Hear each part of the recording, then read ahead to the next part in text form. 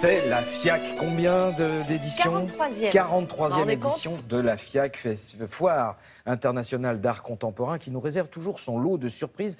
Parce qu'il y a tout, il y a les grands classiques, il y a des gens qui sont très connus, et puis il y a les petits nouveaux. Et les petits nouveaux, parfois, ils sont assez surprenants. Alors donc vous nous avez dégoté le meilleur, et puis surtout tous les lieux où on va pouvoir se rendre. Mais oui, c'est ça, parce que la FIAC, effectivement, depuis quelques années, a lieu sous la grande nef du Grand Palais à Paris. Sauf qu'il y a aussi la FIAC, ce qu'on appelle hors les murs, hors Grand Palais. Et c'est là qu'on peut voir dans le jardin des Tuileries, par exemple, place Vendôme ou dans d'autres lieux, de l'art aussi, et surtout de l'art en très très grand format, peut-être qui ne rentre pas forcément dans les stands du Grand Palais. Donc cette année, ils se sont étendus aussi jusqu'au Petit Palais, juste en face. Ils ont fermé l'accès, c'est piéton, on peut passer de l'un à l'autre. Et ça, c'est une nouveauté, parce que vous imaginez bien qu'en 43 ans, il faut quand même se renouveler. Alors souvent on dit, oui, mais c'est embêtant, la FIAC, l'entrée, ça coûte très cher, et puis c'est fait pour les galeristes, parce que c'est une foire d'art où les galeristes viennent pour vendre leurs tableaux. Donc c'est vrai qu'il y a un côté business, mais c'est aussi marché, un musée à ciel ouvert, parce que c'est ce qu'on voit, la création contemporaine ou même moderne, parce qu'il y a les contemporains, mais il y a aussi les artistes du XXe siècle, avant-guerre. On retrouve du Picasso, du Calder, par exemple, à la FIAC, et j'en passe, du Yves Klein. Enfin, vous retrouvez tous les artistes modernes très connus, et bien sûr les contemporains. Donc oui, on dit c'est trop cher, ça concerne pas. Eh bien non, justement, parce que la FIAC, ils veulent vraiment montrer ce qui se passe dans l'art. Et n'oublions pas que ce qui se passe sur les murs, dans les jardins, tout ça, c'est gratuit. On en reparle tout à l'heure, regardez.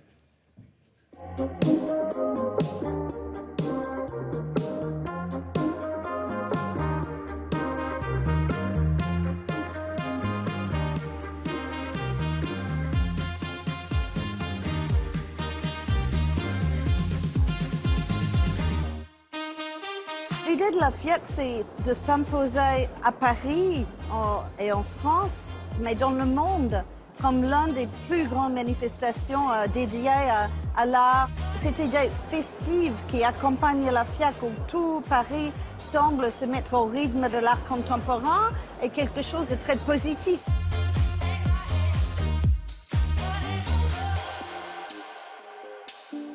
Les artistes ne travaillent pas uniquement pour un milieu de connaisseurs. La démocratisation de l'accès des conditions à la culture est un de nos sujets principaux.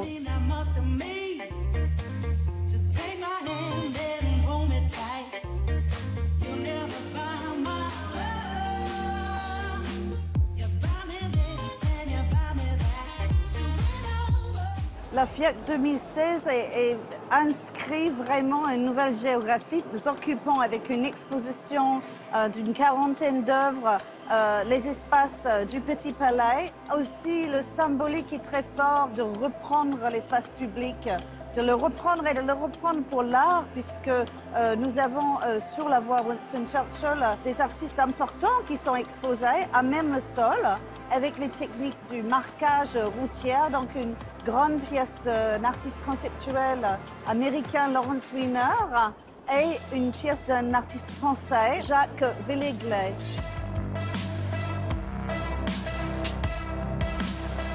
Les deux bâtiments du Grand Palais et du Petit Palais ont été construits au même moment pour l'exposition universelle et présentaient des œuvres d'art de toutes les époques. Le Petit Palais présentait d'ailleurs à l'origine de l'art moderne et contemporain. C'est l'occasion de faire revivre pendant une semaine cette ancienne tradition.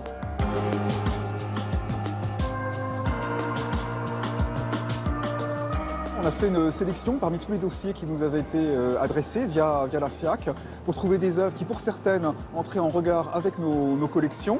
C'est le cas du piano de Lavier, c'est le cas de la sculpture de Damien Hirst. Alors il y a des rencontres entre l'art ancien et l'art contemporain. L'art ancien a été moderne aussi, évidemment, en son temps. Il y a des rencontres un peu inattendues, des choses qui fonctionnent, d'autres moins. C'est l'occasion, juste pour quelques jours, de présenter des différents regards, différentes sensibilités d'artistes dans un même lieu.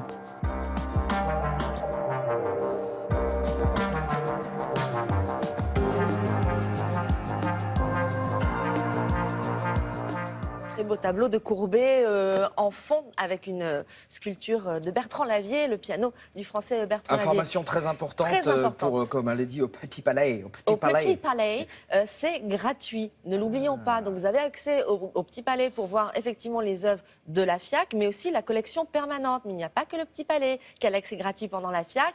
Il y a le musée du Louvre, il y a le musée de la Croix, il y a beaucoup de musées. Évidemment, ce hors les murs, donc ce qui se passe en dehors du Grand Palais, parce que finalement la FIAC, ça prend tout Paris. C'est un événement parisien pendant une semaine. Toutes les expos ouvrent en même temps. Toutes les expos dont on vous parle tous les matins, ça ouvre, on court parce que ça ouvre. Les galeries aussi. Et les galeries aussi, il y a tout en même temps. Magnifique. Et il y a beaucoup de choses à voir et beaucoup de choses gratuites, on le rappelle. Et puis à l'occasion aussi de la FIAC, il y a la galerie Daniel Templon qui a sorti un livre pour ses 50 ans. C'est une des galeries parisiennes les plus connues, la galerie Templon à Paris. Voilà, elle a sorti un très beau livre où vous pourrez voir l'historique de beaucoup d'artistes qu'on connaît, d'Andy Warhol à Gérard Garouste. Merci beaucoup, évidemment.